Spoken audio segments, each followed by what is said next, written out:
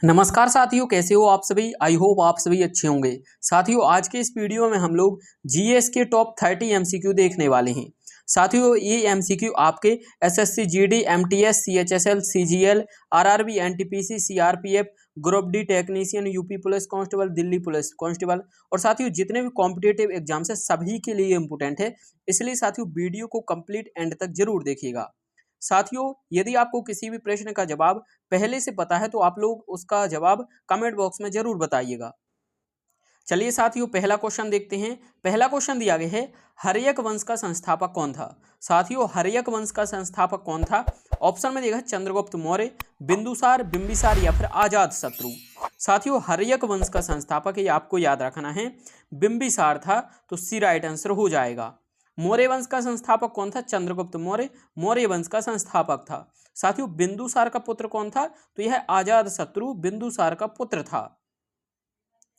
चलिए साथियों, अगला प्रश्न देखते हैं। अगला दिया गया है, चौथी बौद्ध संगति के अध्यक्ष कौन थे। ऑप्शन में दिया गया है महाकश्यप, साबाकामी, मोगलीपुत्र या फिर वसुमित्र। साथियों, चौथी बौद्ध संगति यह साथियों वसुमित्र की अध्यक्षता में हुई थी। डी राइट आंसर हो जाएगा। पहली बौद्ध संगति के अध्यक्ष कौन थे, तो महाकश्यप पहली बौद्ध संगति के अध्यक्ष थे। पहली बौद्ध संगति कहां पर हुई थी, यह साथियों आपको याद रखना राजगृह में हुई थी। और किसके शासनकाल में हुई थी, अजात शत्रु के शासनकाल में। दूसरी बौद्ध संगति के अध्यक्ष कौन थे, तो साबाकामी दूसरी बौद्ध संगति के अध्यक्ष थे। और यह कहां पर हुई थी, यह साथियों वैशाली में हुई थी। और किसके शासनकाल में हुई थी, कालाशोक के शासनकाल में हुई थी। तीसरी बौद्ध संगति की बात करें तो यह साथियों इसके अध्यक्ष कौन थे, तो मोगलीपुत्र थे। तो मोगलीपुत्र तीसरी बौद्ध संगति के अध्यक्ष हो जाएंगे। और यह कहां पर हुई थी, यह साथियों आपको याद रखना है पाटलिपुत्र में हुई थी। किसके शासनकाल में हुई थी, तो यह साथियों अशोक के शासनकाल में हुई थी। चौथी कहां पर हुई थी, साथियों चौथी बौद्ध संगति इसके अध्यक्ष कौन थे, वसुमित्र थी। और यह कहां पर हुई थी, कश्मीर के कुंडल वन में हुई थी, आपको याद रखना है। और किसके शासनकाल में हुई थी, तो कनिष्क के शासनकाल में हुई थी। किसके, कनिष्क के। तो ये सभी आपको याद रखने हैं, एग्जाम में इन चारों से क्वेश्चन पूछे जाते हैं। अगला प्रश्न देखते हैं। अगला दिया गया है, गांधी इरविन समझौता कब हुआ था। साथियों, ऑप्शन में देखा 3 जून 1947, 5 मार्च 1931, 17 सितंबर 1948 या फिर 26 जनवरी 1930। साथियों, गांधी इरविन समझौता यह आपको याद रखना है 5 मार्च 1931 में हुआ था। बी हमारा राइट आंसर हो जाएगा। अगला प्रश्न देखते हैं। दिया गया है, शिक्षा के अधिकार को मूल अधिकार की श्रेणी में कब जोड़ा गया। ऑप्शन में दिया गया है 73वें संविधान संशोधन, 42वें संविधान संशोधन, 61वें संविधान संशोधन या फिर 86वें संविधान संशोधन। साथियों, शिक्षा के अधिकार को मूल अधिकार की श्रेणी में 86वें संविधान संशोधन 2002 के द्वारा जोड़ा गया था। इंपोर्टेंट है, आपको याद रखना। डी राइट आंसर हो जाएगा। अगला प्रश्न देखते हैं। दिया गया है, संविधान में आयरलैंड से क्या ग्रहण किया गया है। ऑप्शन में दिया गया है डीपीएसपी, संविधान संशोधन, मौलिक कर्तव्य या फिर समवर्ती सूची। साथियों, संविधान में आयरलैंड के संविधान से डीपीएसपी ग्रहण किए गए हैं, तो ये हमारा राइट आंसर हो जाएगा। डीपीएसपी को हम लोग क्या कहते हैं, तो राज्य के नीति निर्देशक सिद्धांत कहते हैं। तो ये हमारा राइट आंसर हो जाएगा। साथियों, यदि आपसे पूछे कि संविधान संशोधन की प्रक्रिया कहां से ली गई है, तो यह साथियों साउथ अफ्रीका के संविधान से ली गई है। मौलिक कर्तव्य कहां से लिए गए हैं, तो यह साथियों रूस से लिए गए थे। और साथियों, समवर्ती सूची कहां से ली गई हैं, तो यह साथियों ऑस्ट्रेलिया के संविधान से लिए गए हैं। ये आपको याद रखना, एग्जाम के लिए इंपोर्टेंट है। आगे देखते हैं। अगला प्रश्न है, हिंदुस्तानी शास्त्रीय संगीत की एक प्रतिपादक गंगूबाई हंगल एक प्रख्यात ख्याल गायिका थी जो हिंदुस्तानी संगीत के किस घराने से संबंधित है। साथियों, गंगूबाई हंगल यह किसकी गायिका हैं, तो ख्याल गायिका हैं। तो यह किस घराने से संबंधित है। ऑप्शन में देखिए पटियाला, किराना, मेहर या फिर मेवाती। साथियों, इसका राइट आंसर हो जाएगा किराना घराने से गंगूबाई हंगल संबंधित है। तो बी हमारा राइट आंसर हो जाएगा। अगला प्रश्न दिया गया साथियों, वर्ष 1991 में पहला सरस्वती सम्मान किसे दिया गया था। ऑप्शन में दिया गया है हरिवंश राय बच्चन, आशापूर्ण देवी, जी शंकर कुरुप या फिर प्रभा वर्मा। साथियों, 1991 में पहला सरस्वती सम्मान यह साथियों हरिवंश राय बच्चन जी को दिया गया था। ये हमारा राइट आंसर हो जाएगा। आशापूर्ण देवी कौन थी, तो साथियों ज्ञानपीठ पुरस्कार पाने वाली पहली महिला आशापूर्ण देवी है। और साथियों, जी शंकर कुरुप कौन है, तो साथियों ज्ञानपीठ पुरस्कार पाने वाले पहले पुरुष कौन है, जी शंकर कुरुप है। और आशापूर्ण देवी कौन है, तो पहली महिला है। ये आपको याद रखना, दोनों इंपोर्टेंट है। अगला प्रश्न देखते हैं, दिया गया साथियों निम्नलिखित में से कौन सा प्रोटीन पाचक एंजाइम है। ऑप्शन में दिए गए है लाइपेज, एमाइलेज, लाइसोजाइम या फिर पेप्सिन। साथियों प्रोटीन पाचक एंजाइम कौन है, तो पेप्सिन है, डी हमारा राइट आंसर हो जाएगा। साथियों एक और प्रोटीन पाचक एंजाइम है, उसका नाम क्या है, तो ट्रिप्सिन है, ये आपको याद रखना है। लाइपेज किसका पाचन करता है, साथियों लाइपेज एंजाइम यह साथियों वसा का पाचन करता है। एमाइलेज किसका पाचन करता है, साथियों एमाइलेज कार्बोहाइड्रेट का पाचन करता है, ये आपको याद रखना है। तीनों इंपोर्टेंट है एग्जाम के पॉइंट ऑफ व्यू से। अगला प्रश्न देखते हैं, दिया गया साथियों निम्नलिखित में से विटामिन डी का रासायनिक नाम क्या है। ऑप्शन में दिया गया है एस्कोर्बिक अम्ल, नियासिन, कैल्सीफेरोल या फिर राइबोफ्लेविन। साथियों विटामिन डी का रासायनिक नाम कैल्सीफेरोल है, सी हमारा राइट आंसर हो जाएगा। साथियों एस्कोर्बिक अम्ल यह किसका रासायनिक नाम है, यह साथियों विटामिन सी का रासायनिक नाम है और एग्जाम में इसे क्वेश्चन पूछा जाता है। नेक्स्ट देखते हैं, नेक्स्ट इंपोर्टेंट क्वेश्चन है साथियों, बहुत बार एग्जाम में पूछा गया है। भारतीय प्रतिभूति और विनिमय बोर्ड जिसे हम लोग सेबी कहते हैं, इसकी स्थापना कब हुई थी। ऑप्शन में देखा है 1 अप्रैल 1935, 12 अप्रैल 1988, 22 जुलाई 1982 या फिर 1 जनवरी 1958। साथियों इसका राइट आंसर हो जाएगा 12 अप्रैल 1988 में सेबी की स्थापना हुई थी। इंपोर्टेंट है, बी राइट आंसर हो जाएगा। 1 अप्रैल 1935 में किसकी स्थापना हुई थी, तो साथियों आरबीआई की स्थापना हुई थी। रिजर्व बैंक ऑफ इंडिया की स्थापना कब हुई थी, 1 अप्रैल 1935 में। 12 जुलाई 1982 में किसकी स्थापना हुई थी, तो साथियों आपको याद रखना है नाबार्ड की स्थापना हुई थी। कब हुई थी, 12 अप्रैल 1982 में। 1 जनवरी 1958 में किसकी स्थापना हुई थी, साथियों 1 जनवरी 1958 में डीआरडीओ की स्थापना हुई थी, जो इंपोर्टेंट है, एग्जाम में पूछा जाता है, तो आपको इन सभी को याद करना है, इंपोर्टेंट है। अगला प्रश्न दिया गया साथियों, सौर मंडल में किन दो ग्रहों के बीच क्षुद्र ग्रह पट्टी पाई जाती है। साथियों सौर मंडल के किन दो ग्रहों के बीच क्षुद्र ग्रह पट्टी पाई जाती है। ऑप्शन में देखा है बुध, शुक्र और पृथ्वी, पृथ्वी और मंगल और बृहस्पति। साथियों राइट आंसर हो जाएगा मंगल और बृहस्पति, इन दो ग्रहों के बीच में क्षुद्र ग्रह पट्टिका पाई जाती है, तो डी हमारा राइट आंसर हो जाएगा। अगला प्रश्न देखते हैं, दिया गया साथियों निम्न में से संविधान की छठी अनुसूची किस राज्य पर लागू नहीं है। ऑप्शन में दिया है मेघालय, त्रिपुरा, मणिपुर या फिर मिजोरम। साथियों छठी अनुसूची यह साथियों 4 राज्यों पर लागू होती है, तो असम हो गया, आपको याद रखना कौन, असम, मेघालय, त्रिपुरा, मिजोरम, इन 4 राज्यों में छठी अनुसूची लागू होती है, तो साथियों राइट आंसर हो जाएगा मणिपुर। मणिपुर छठी अनुसूची के अंतर्गत नहीं आता है, सी हमारा राइट आंसर हो जाएगा। अगला प्रश्न देखते हैं, दिया गया है बंगाल के गवर्नर जनरल को भारत का गवर्नर जनरल किस अधिनियम के द्वारा बनाया गया था। ऑप्शन में दिया गया है 1813 का चार्टर अधिनियम, 1833 का चार्टर अधिनियम, 1909 का भारत परिषद अधिनियम या फिर 1919 का भारत शासन अधिनियम। साथियों इसका राइट आंसर हो जाएगा 1833 का चार्टर अधिनियम, बी राइट आंसर हो जाएगा।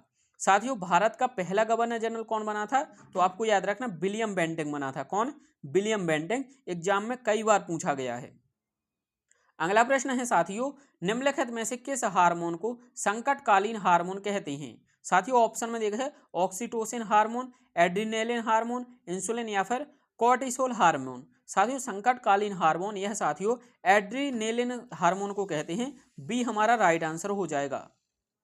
अगला प्रश्न दिया गया साथियों चीनी यात्री हेनसांग ने कौन सी पुस्तक लिखी थी। इंपोर्टेंट है साथियों, चीनी यात्री हेनसांग ने कौन सी पुस्तक लिखी थी। ऑप्शन में दिया गया है सीयू की, किताबुल हिंद, रेहला या फिर मुद्रा राक्षस। साथियों राइट आंसर हो जाएगा सीयू की। यह साथियों किसके द्वारा लिखी गई है, हेनसांग के द्वारा लिखी गई है। हेनसांग किसके दरबार में आया था, तो हेनसांग आपको याद रखना है हर्षवर्धन के शासनकाल में भारत आया था। साथियों सीयू की इसका राइट आंसर हो जाएगा। किताबुल हिंद यदि बात करें तो यह किसके द्वारा लिखी गई है, अल बरूनी के द्वारा। किसके द्वारा, अल बरूनी के द्वारा। रेहला किसके द्वारा लिखी गई है, तो आपको याद रखना है इब्न बतूता के द्वारा। किसके, इब्न बतूता के द्वारा, ये आपको याद रखना रेहला लिखी गई है। मुद्रा राक्षस किसके द्वारा लिखी गई है, मुद्रा राक्षस के लेखक कौन है, तो विशाख दत्त है। कौन, विशाख दत्त, ये आपको याद रखना है, इंपोर्टेंट है, एग्जाम में पुस्तकें हमेशा पूछी जाती हैं। अगला प्रश्न देखते हैं, दिया गया साथियों मगध पर शासन करने वाला पहला वंश कौन सा था। ऑप्शन में दिया है हर्यक वंश, शिशुनांग वंश, नंद वंश या फिर मौर्य वंश। साथियों मगध पर शासन करने वाला पहला वंश यह साथियों हर्यक वंश था। ये हमारा राइट आंसर हो जाएगा। हर्यक वंश का संस्थापक कौन था? हम लोगों ने पहला क्वेश्चन देखा था बिंबिसार। साथियों बिंबिसार हर्यक वंश का शासक था। और बिंदुसार कौन था? वह साथियों आपको याद रखना है चंद्रगुप्त मौर्य का पुत्र था। और मौर्य वंश का दूसरा शासक कौन था? बिंदुसार। और हर्यक वंश का कौन है? बिंबिसार हर्यक वंश का है। शिशुनाग वंश का संस्थापक कौन था? तो शिशुनाग वंश का संस्थापक था। नंदवंश का संस्थापक कौन था? साथियों नंदवंश का आपको याद रखना महापद्मानंद। कौन था? महापद्मानंद नंदवंश का संस्थापक था। और मौर्य वंश का हम लोगों ने पहले ही देख लिया है। मौर्य वंश का कौन था? चंद्रगुप्त मौर्य था। अगला प्रश्न दिया गया साथियों, निम्नलिखित में से छत्रपति शिवाजी के प्रशासन से संबंधित शब्द अमात्य से क्या तात्पर्य है? साथियों अमात्य शब्द का प्रयोग किसके लिए किया जाता था? ऑप्शन में देखा है वित्त और राजस्व मंत्री, प्रधानमंत्री, विदेश मंत्री या फिर सरदेश मुखी को। साथियों इसका राइट आंसर हो जाएगा वित्त मंत्री और राजस्व मंत्री। इनको क्या कहा जाता था? साथियों अमात्य कहा जाता था। तो ये हमारा राइट आंसर हो जाएगा। अगला प्रश्न दिया गया साथियों, निम्न में से कौन सी क्रांति झींगा उत्पादन से संबंधित है? साथियों झींगा उत्पादन से कौन सी क्रांति संबंधित है? ऑप्शन में देखें रजत क्रांति, गुलाबी क्रांति, पीली क्रांति या फिर बादामी क्रांति। इसका राइट आंसर हो जाएगा साथियों गुलाबी क्रांति। साथियों गुलाबी क्रांति या साथियों झींगा उत्पादन से संबंधित है। बी हमारा राइट आंसर हो जाएगा। अगला प्रश्न देखते हैं दिया गया साथियों, भारत का प्रधानमंत्री बनने के लिए न्यूनतम आयु कितनी होनी चाहिए? ऑप्शन में देखा है 21 वर्ष, 25 वर्ष, 30 वर्ष या फिर 35 वर्ष। साथियों भारत का प्रधानमंत्री बनने के लिए न्यूनतम आयु यह साथियों 25 वर्ष होनी चाहिए। बी राइट आंसर हो जाएगा। लोकसभा सदस्य के लिए क्या होनी चाहिए? तो लोकसभा सदस्य के लिए भी 25 वर्ष उम्र होनी चाहिए। और राज्यसभा सदस्य बनने के लिए 30 वर्ष की आयु होनी चाहिए। राष्ट्रपति बनने के लिए, प्रेसिडेंट बनने के लिए कितनी उम्र होनी चाहिए? साथियों प्रेसिडेंट बनने के लिए आपको याद रखना है 35 उम्र होनी चाहिए। अगला प्रश्न है साथियों, सैन्य सेवाओं के लिए सर्वोच्च पुरस्कार कौन सा है? ऑप्शन में देगा कीर्ति चक्र, अशोक चक्र, वीर चक्र या फिर परमवीर चक्र। साथियों सैन्य सेवाओं के लिए सर्वोच्च पुरस्कार यह परमवीर चक्र है। डी राइट आंसर हो जाएगा। अगला प्रश्न है साथियों, बन्नेरघट्टा राष्ट्रीय उद्यान कहाँ स्थित है? साथियों बन्नेरघट्टा राष्ट्रीय उद्यान कहाँ पर है? कर्नाटक, असम, अंडमान निकोबार या फिर मध्य प्रदेश। साथियों बन्नेरघट्टा यह कहाँ पर है? कर्नाटक राज्य में स्थित है। तो साथियों ये राइट आंसर हो जाएगा। कर्नाटक राज्य का एक और राष्ट्रीय उद्यान है कौन? बांदीपुर। ये भी एग्जाम में पूछा जाता है कि बांदीपुर राष्ट्रीय उद्यान कहाँ पर है? तो यह भी कर्नाटक में है। ये आपको याद रखना है, इंपोर्टेंट है। अगला दिया गया साथियों, संगमरमर रासायनिक रूप से क्या कहलाते हैं? ऑप्शन में देखा है calcium carbonate, magnesium hydroxide, semi hydrate या फिर सोडियम कार्बोनेट। साथियों संगमरमर को रासायनिक रूप में हम लोग कैल्शियम कार्बोनेट कहते हैं। तो साथियों ये हमारा राइट आंसर हो जाएगा कैल्शियम कार्बोनेट। इसका रासायनिक फॉर्मूला क्या है? तो CaCO3। यह साथियों कैल्शियम कार्बोनेट का फॉर्मूला है। अगला प्रश्न देखते हैं दिया गया साथियों, केरल में निम्नलिखित में से कौन सा बंदरगाह स्थित है? ऑप्शन में देखा है कोची बंदरगाह है, जवाहरलाल नेहरू, दीनदयाल या फिर हल्दिया बंदरगाह है। साथियों कोची कहाँ पर है? तो केरल में है। तो राइट आंसर क्या हो जाएगा? कोची बंदरगाह है कहाँ पर है? केरल में है। जवाहरलाल नेहरू बंदरगाह कहाँ पर है? तो यह साथियों महाराष्ट्र राज्य में है। दीनदयाल बंदरगाह कहाँ पर है? साथियों दीनदयाल बंदरगाह यह साथियों गुजरात राज्य में स्थित है। आपको याद रखना है। हल्दिया बंदरगाह कहाँ पर है? तो यह साथियों वेस्ट बंगाल में है। हल्दिया बंदरगाह है। तो ये सभी आपको याद रखने हैं।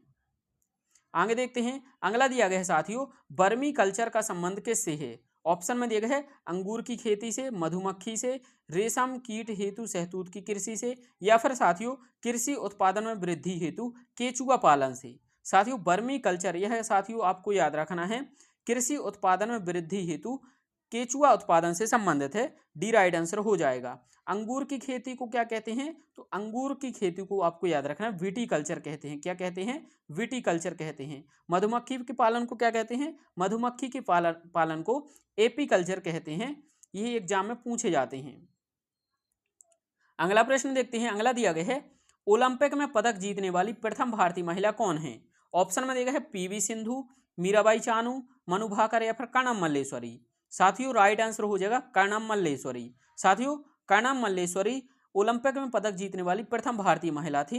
इन्होंने वर्ष 2000 में सिडनी ओलंपिक में कांस्य पदक जीता था। ये आपको याद रखना, कांस्य पदक जीता था। और साथियों कर्णम मल्लेश्वरी किस खेल से संबंधित है, तो भारोत्तोलन से संबंधित है, ये आपको याद रखना है। अगला प्रश्न है साथियों, ऑपरेशन स्माइलिंग बुद्धा किससे संबंधित है। साथियों इंपोर्टेंट क्वेश्चन है, स्माइलिंग बुद्धा ऑपरेशन किससे संबंधित है।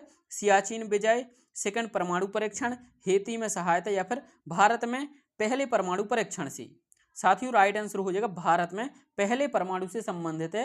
तो ऑपरेशन कौन है, स्माइलिंग बुद्धा, और यह कब हुआ था, 1974 में हुआ था, ये आपको याद रखना है। सेकंड परमाणु परीक्षण का कोड नाम क्या था, तो साथियों आपको याद रखना ऑपरेशन शक्ति था, और यह साथियों कब हुआ था, 1998 में हुआ था। दोनों ही इंपोर्टेंट है, आपको याद रखना है। अगला देखते हैं, अगला दिया गया है वर्ष 2026 में शीतकालीन ओलंपिक खेलों की मेजबानी कौन करेगा। साथियों वर्ष 2026 में शीतकालीन ओलंपिक खेलों की मेजबानी कौन करेगा, चीन, यूएसए, इटली या फिर पेरिस। राइट आंसर हो जाएगा साथियों इटली करेगा, सी हमारा राइट आंसर हो जाएगा। नेक्स्ट देखते हैं, नेक्स्ट क्वेश्चन है विश्व पुस्तक दिवस प्रतिवर्ष निम्न में से किस दिन मनाया जाता है।